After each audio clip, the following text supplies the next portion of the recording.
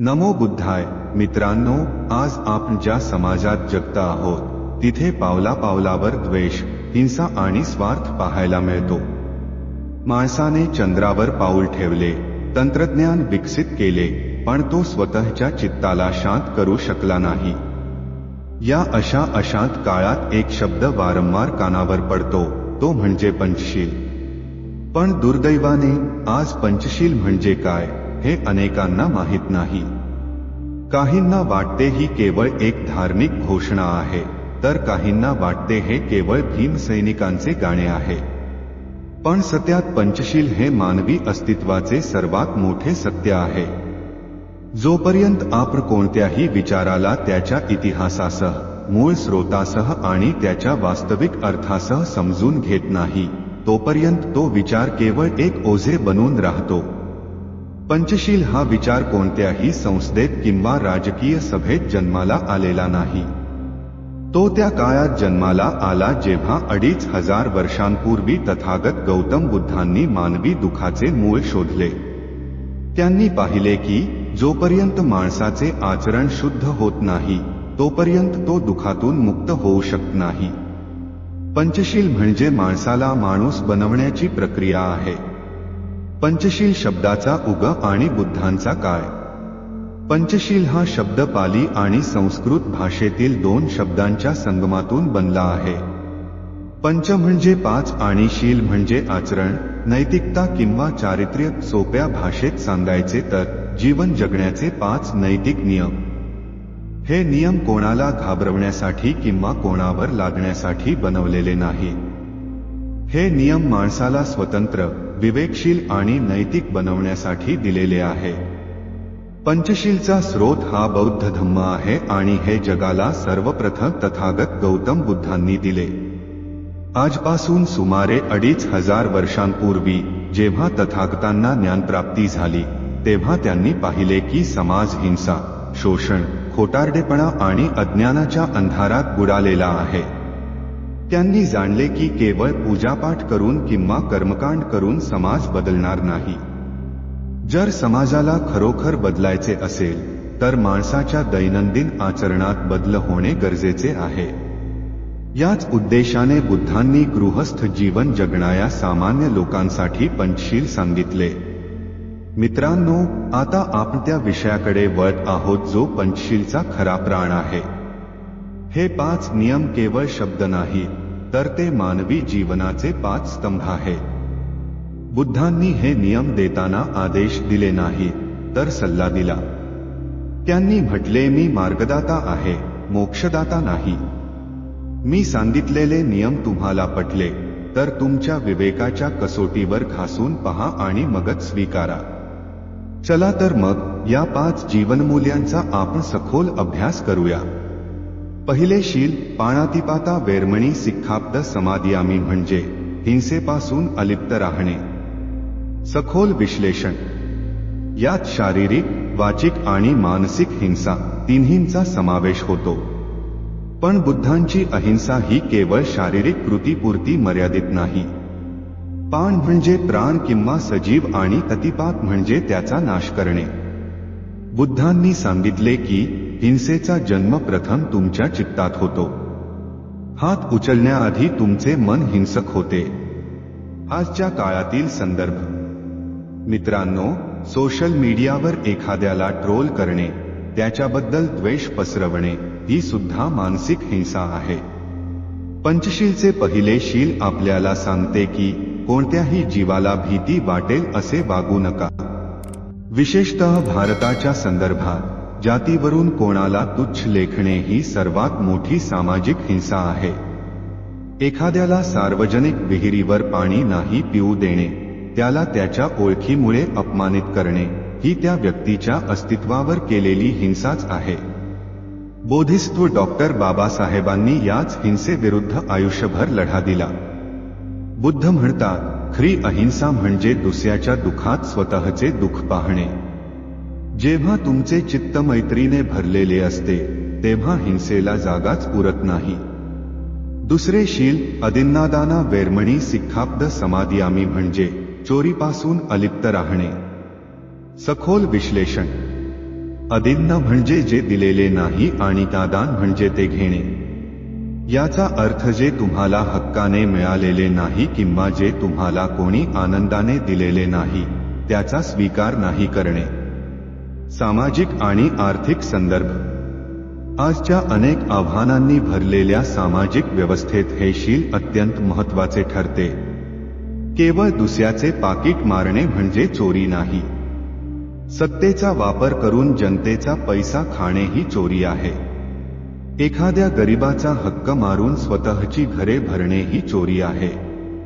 सर्वात महत्त्वाचे म्हणजे एखाद्या कष्टकर्त्याकडून दिवसभर काम करून घेणे आणि त्याला त्याचा योग्य मोबदला नाही देणे ही बुद्ध तत्त्वज्ञानानुसार सर्वात मोठी चोरी आहे. बुद्ध म्हणतात, कोणाचेही शोषण करणे ही चोरीच आहे. जेव्हा एखाद्याच्या प्रगतीच्या संधी मर्यादित केल्या जातात किंवा घटनात्मक तरतुदींविषयी गैरसमज निर्माण केला जातो, तेव्हा हा विषय सामाजिक न्यायाच्या चौकटीत समजून घेणे आवश्यक ठरते. तेव्हा तुम्ही या दुसऱ्या शीलाचे उल्लंघन करत असता. हे शील समाजात आर्थिक न्याय आणि प्रामाणिकपणा निर्माण करते. तिसरे शील कामेसु मिच्छाचारा वेर्मणी सिक्खापद समादियामी. सखोल अर्थ. हे शील मानवी नात्यांतील मर्यादा, संवेदनशीलता आणि चारित्र्य यांवर प्रकाश टाकते. कामेसु म्हणजे इच्छा प्रेरणा आणि मिच्छाचारा म्हणजे अविवेकी किंवा अयोग्य वर्तन. स्त्रियांचा सन्मान आणि नैतिकता. डॉक्टर बाबासाहेब आंबेडकरांनी स्त्रियांच्या हक्कासाठी हिंदू कोड बिल आणले. त्यांना माहीत होते की ज्या समाजात स्त्रियांचा आदर होत नाही तो समाज कधीही प्रगत होऊ शकत नाही. हे तिसरे शील पुरुषांना आणि स्त्रियांनाही आपल्या वर्तणुकीवर नियंत्रण ठेवायला शिकवते. एखाद्या स्त्रीला केवळ एक उपभोग्य वस्तू म्हणून पाहणे किंवा तिच्या संमतीशिवाय तिच्याशी वागणे हे मिच्छाचार ठरते. अशा अविवेकी वर्तनामुळे मानवी नात्यांचा सन्मान आणि विश्वास दोन्ही दुखावले जातात. आजच्या काळात जेव्हा स्त्रियांच्या सन्मानाला तडा जाणाऱ्या गंभीर घटना समाजात घडताना दिसतात, तेव्हा पंचशीलचा हा विचार एक मजबूत नैतिक भिंत उभी करतो. हे शील कौटुंबिक आणि सामाजिक शांततेचा आधार आहे. ते आपल्याला शिकवते की नाती ही केवळ रक्ताच्या किंवा कायद्याच्या आधारावर टिकत नाही, तर ती विश्वास, सन्मान आणि जबाबदारीवर उभी असतात. चौथे शील मुसावादा वेर्मणी सिक्खापद समादियामी म्हणजे असत्यापासून अलिप्त राहणे. सखोल विश्लेषण. मुसा म्हणजे खोटे आणि वाद म्हणजे बोलणे. खोटे बोलणे हे केवळ एका व्यक्तीची फसवणूक नसते, तर ते संपूर्ण सामाजिक व्यवस्थेचा पाया डळमळीत करते. आजच्या डिजिटल युगातील महत्त्व. बुद्ध म्हणतात, सत्याचे 3 गुण असावेत. ते सत्य असावे, ते हितकारक असावे आणि ते योग्य वेळी बोलले जावे. आजच्या डिजिटल काळात फेक न्यूज आणि दिशाभूल करणाऱ्या माहितीच्या माध्यमातून समाजाची विचारदिशा गोंधळात टाकली जाते. अपूर्ण किंवा चुकीची माहिती पसरवल्यामुळे समाजात गैरसमज, भीती आणि तणाव निर्माण होतो. हे सर्व मुसावादा म्हणजेच असत्य वाणीच्या चौकटीत येते. बुद्ध स्पष्टपणे सांगतात की असत्य बोलणे हे केवळ खोटे शब्द उच्चारणे नाही, तर समाजातील विश्वास, शांतता आणि विवेक यांना धक्का देणारे वर्तन आहे. खोट्या आश्वासनांच्या आधारे लोकांची दिशाभूल करणारे, सार्वजनिक जीवनातील घटक किंवा चुकीच्या माहितीच्या आधारे ग्राहकांना गोंधळात टाकणाऱ्या जाहिराती हे सर्व या शीलाच्या विरोधात जाणारे आचरण आहे. सत्याची साथ देणे म्हणजे केवळ खरे बोलणे एवढ्यावर मर्यादित नाही, तर अन्याय, असत्य आणि दिशाभूल करणाऱ्या प्रवृत्तीविरुद्ध शांतपणे, विवेकाने आपली भूमिका मांडणे होय. डॉक्टर बाबासाहेब आंबेडकर नेहमी सांगायचे, सत्यासाठी संघर्ष करा, कारण असत्य हे अंधारासारखे असते आणि सत्याचा एक किरणही तो अंधार दूर करू शकतो. ही उदाहरणे सर्वसाधारण स्वरूपाची असून कोणत्याही विशिष्ट व्यक्ती, पक्ष किंवा समूहावर आरोप करण्याचा उद्देश नाही. 5वे शील. सुरामेर्य मज्जपमाठ ठाणा वेर्मणी सिक्खापद समादियामी. बेसावध करणाऱ्या सवयींपासून अलिप्त राहणे. सखोल विश्लेषण. हे शील पंचशीलचे संरक्षक मानले जाते. सुरा आणि मैर्य म्हणजे विवेकावर परिणाम करणारे पदार्थ. मज्ज म्हणजे मानसिक नशा आणि पमाठठाणा म्हणजे जागरूकतेचा अभाव निर्माण करणारी अवस्था. बुद्धांनी स्पष्ट सांगितले की ज्या गोष्टी माणसाची शुद्ध जाणीव आणि आत्मनियंत्रण कमी करतात त्या मार्गापासून दूर राहणे हे या शीलाचे मूळ तत्व आहे. विवेक, जागरूकता आणि मानसिक स्वातंत्र्य. जेव्हा माणसाची जागरूकता कमी होते तेव्हा त्याचा विवेक दुर्बल होतो आणि विवेक दुर्बल झाला की चुकीचे निर्णय सहज घेतले जातात. अशा अवस्थेत माणूस नकळत इतरांशी कठोर वागतो, नैतिक मर्यादा विसरतो, सत्यापासून दूर जातो आणि आपल्या आचरणावर नियंत्रण ठेवू शकत नाही. त्यामुळे पंचशीलातील उरलेली मूल्येही कमकुवत होतात. बुद्धांचा व्यापक दृष्टिकोन. बुद्धांनी नशेचा अर्थ केवळ बाह्य सवयींपुरता मर्यादित ठेवला नाही. त्यांनी सर्वात घातक नशा म्हणून अहंकाराची नशा ओळखली. मी श्रेष्ठ आहे, माझा समूह श्रेष्ठ आहे, माझा विचारच अंतिम आहे, अशी मानसिकता माणसाला वास्तवापासून दूर नेते आणि संवेदनशीलतेचा नाश करते. ही श्रेष्ठत्वाची भावना इतिहासात निर्माण झालेल्या अहंकारी सामाजिक विचारांचीच एक रूपे आहेत आणि तीही नशेसारखीच माणसाच्या विवेकावर पडदा टाकतात. बाबासाहेबांचा संदेश आणि पंचशील.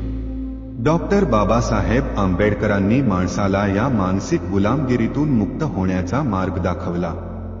ते सांगायचे, जोपर्यंत माणसाचे चित्त जागृत, विवेकी आणि स्वतंत्र विचार करणारे होत नाही तोपर्यंत तो खऱ्या अर्थाने मुक्त होत नाही.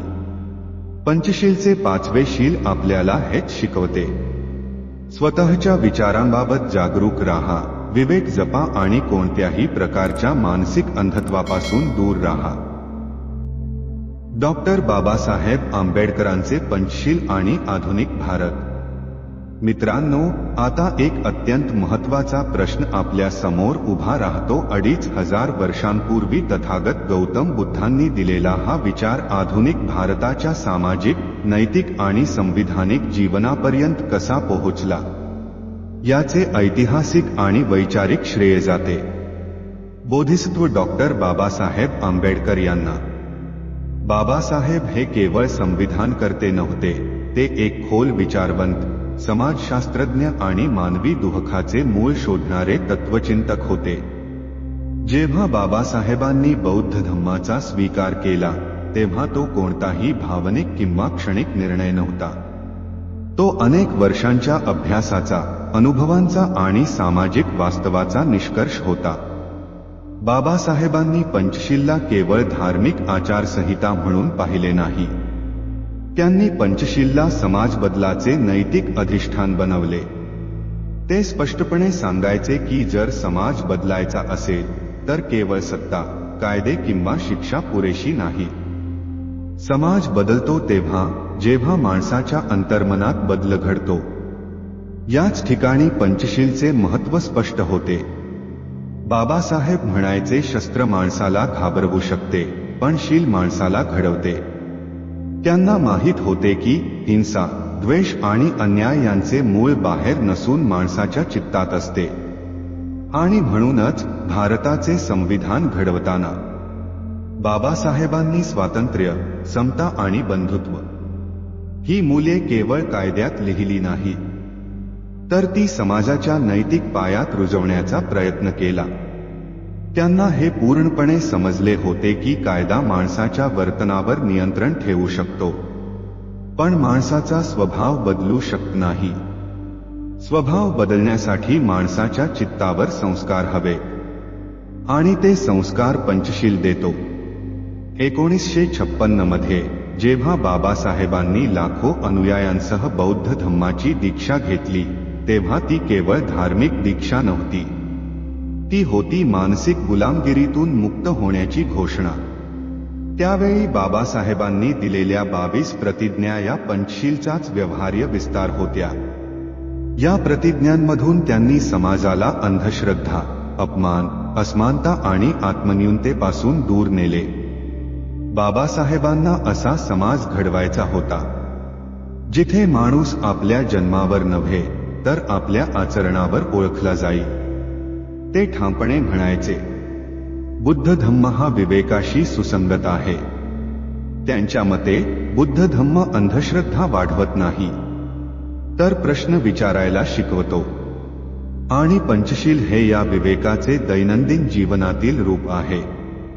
म्हणूनच बाबासाहेबांचा विश्वास होता की पंचशील हा कोणत्याही एका समाजासाठी नाही, तर संपूर्ण मानवतेसाठी आहे. आधुनिक भारतात जेव्हा आपण संविधान, लोकशाही आणि सामाजिक न्याय यांची चर्चा करतो, तेव्हा पंचशील हे त्याचे नैतिक अधिष्ठान ठरते. कारण ज्या समाजात शील आहे, विवेक आहे आणि करुणा आहे, तो समाज दीर्घकाळ टिकतो. पंचशील ध्वजाचे महत्त्व आणि त्याबाबतचे गैरसमज. मित्रांनो, आज जेव्हा आपण पंचशील ध्वज फडकवतो तेव्हा अनेक लोक तो फक्त एक कापडाचा तुकडा म्हणून पाहतात. पण प्रत्यक्षात पंचशील ध्वज हा केवळ ध्वज नाही, तो एक विचार आहे, एक मूल्यप्रणाली आहे आणि एक जीवनदृष्टी आहे. पंचशील ध्वजातील प्रत्येक रंग मानवी जीवनाच्या एका महत्त्वाच्या पैलूचे प्रतीक आहे. हा ध्वज माणसाला आठवण करून देतो की जीवन फक्त जगायचे नसते, ते नीतीने, विवेकाने आणि करुणेने जगायचे असते. विशेषतः निळा रंग तो केवळ एखाद्या गटाचा रंग नाही, तो आकाशाची विशालता दर्शवतो, समुद्राची खोल शांतता दर्शवतो आणि बाबासाहेबांच्या विचारांची व्यापकता दर्शवतो. हा निळा रंग सांगतो की माणसाची ओळख त्याच्या जन्मावर नाही, तर त्याच्या विचारांवर आणि आचरणावर ठरते. मात्र दुर्दैवाने आज पंचशील आणि पंचशील ध्वजाबाबत अनेक गैरसमज पसरवले जातात. काही लोक म्हणतात की पंचशील ही केवळ राजकीय घोषणा आहे. पण सत्य हे आहे की पंचशील राजकारणाच्या खूप आधी अस्तित्वात होता. तो सत्तेसाठी नाही, तर मानवतेसाठी निर्माण झाला. पंचशीलची मुळे पाली त्रिपिटकात, बुद्धांच्या उपदेशांत 2500 वर्षांपूर्वी स्पष्टपणे आढळतात. तो कोणत्याही निवडणुकीसाठी तयार झालेला विचार नाही, तर माणसाच्या दुःखातून मुक्तीसाठी दिलेला मार्ग आहे. काही लोक पंचशीलला इतर धार्मिक संकल्पनांशी जोडण्याचा प्रयत्न करतात. पण इतिहास स्पष्ट आहे, पंचशील ही संकल्पना बुद्ध धम्मातून उदयास आलेली आहे.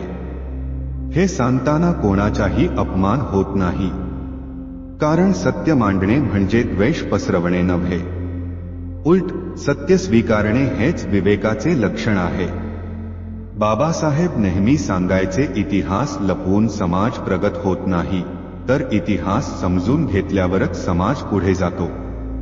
पंचशील ध्वज फडकवणे हा अभिमानाचा विषय आहे, पण त्याहून मोठा प्रश्न असा आहे की आपण पंचशील आपल्या जीवनात फडकवत आहोत का? जर ध्वज फडकवतो पण आचरण बदलत नाही, तर पंचशील फक्त प्रतीक उरतो. पंचशील ध्वज आपल्याला विचारतो, आज तू कोणाशी कठोर बोललास का? आज तू कुणावर अन्याय केला का? आज तू सत्यापासून दूर गेला का? जर या प्रश्नांची उत्तरे आपल्याला अस्वस्थ करत असतील, तर तोच पंचशील ध्वजाचा खरा अर्थ आहे. बुद्धांनी कधीही फक्त चिन्हांची पूजा करायला सांगितले नाही. ते म्हणायचे, माझ्या शब्दांवर विश्वास ठेवू नका, त्यांना तुमच्या अनुभवाच्या कसोटीवर तपासा. म्हणून पंचशील ध्वज हा भक्तीचा नाही, तर जबाबदारीचा प्रतीक आहे. तो आपल्याला सांगतो की तू स्वतःपासून बदल सुरू कर, समाज आपोआप बदलेल. बाबासाहेबांचा विचारही हाच होता. त्यांना असा समाज हवा होता जिथे माणूस दुसऱ्याला भीतीने नव्हे, तर सन्मानाने पाहील. पंचशील ध्वज हा त्या समाजाचा स्वप्ननकाशा आहे. ज्या समाजात पंचशील आहे, त्या समाजाला कोणतीही शक्ती दीर्घकाळ गुलाम ठेवू शकत नाही. मित्रांनो, आता व्हिडिओ संपतोय, पण एक प्रश्न तुमच्या मनात सोडून जायला हवा. आज तुम्ही पंचशील ऐकले, पण उद्या तुम्ही पंचशील जगणार आहात का? कारण पंचशील हे भिंतीवर लिहिण्यासाठी नाही, हे मिरवणुकीत दाखवण्यासाठी नाही, हे फक्त ओठांवर ठेवण्यासाठी नाही. पंचशील हे श्वासासारखे आहे. जोपर्यंत तो आत जातोय तोपर्यंतच जीवन आहे. बुद्धांनी कधीच सांगितले नाही की माझी पूजा करा. ते शांतपणे म्हणाले स्वतःला जागृत करा. त्यांनी सांगितले की जो माणूस स्वतःच्या रागावर विजय मिळवतो तोच खरा विजेता असतो. जो माणूस दुसऱ्याचे दुःख आपल्या हृदयात जाणतो तोच खरा मानव असतो. बाबासाहेबांनीही हाच विचार आपल्या जीवनातून जगून दाखवला. त्यांनी आपल्याला सांगितले की तुम्ही किती गरीब आहात हे महत्त्वाचे नाही, पण तुमचे विचार किती समृद्ध आहे हे फार महत्त्वाचे आहे. त्यांनी सांगितले की शिक्षण माणसाला नोकरी देऊ शकते, पण शीलच माणसाला माणूस बनवते. मित्रांनो, आजचा भारत पुढे चाललाय. रस्ते मोठे झाले, इमारती उंच झाल्या, पण प्रश्न असा आहे, आपली मनेही मोठी होत आहेत का? जर तंत्रज्ञान वाढले पण करुणा कमी झाली तर आपण कुठे चाललो आहोत? जर प्रगती झाली पण प्रामाणिकपणा हरवला तर ही प्रगती कोणासाठी? पंचशील आपल्याला आरसा दाखवतो. तो विचारतो, आज तू कोणाशी कठोर बोललास का? आज तू कोणाचा अपमान केला का? आज तू सत्य टाळलं का? आज तू विवेक हरवला का? हे प्रश्न ऐकून जर तुमचं मन हललं तर समजा पंचशील जिवंत आहे. बुद्ध म्हणाले होते, अप्प दीपो भव. स्वतःचा प्रकाश स्वतः बना. आज बाहेर अंधार कितीही असो, जर तुमच्या आत एक छोटासा प्रकाश पेटला तर तो संपूर्ण आयुष्य उजळवू शकतो. मित्रांनो, पंचशील ध्वज फडकवणं सोपं आहे, पण पंचशील जगणं धैर्याचं काम आहे. कारण पंचशील तुमच्याकडून परिपूर्णता मागत नाही, तो फक्त प्रामाणिक प्रयत्न मागतो. आज एकच विनंती, उद्या सकाळी उठल्यावर 5 शील पाठ करू नका, पण एक शील जगायचा प्रयत्न करा. आज जर एक राग टाळला, एक असत्य टाळलं, एक अन्याय टाळला तर समजा पंचशील फळाला आला. बाबासाहेब म्हणाले होते, माझा धम्म हा माणसाला स्वतःच्या पायावर उभं करतो. तो कोणाला झुकायला शिकवत नाही, तो माणसाला सरळ उभं राहायला शिकवतो. मित्रांनो, हा व्हिडिओ जर तुम्हाला थोडासाही हलवून गेला असेल तर तो फक्त शेअर करू नका, तो जगा. कमेंटमध्ये फक्त नमो बुद्धाय लिहिण्याआधी एक क्षण थांबा आणि स्वतःला विचारा, आज मी कोणता शील जगणार आहे? नमो बुद्धाय.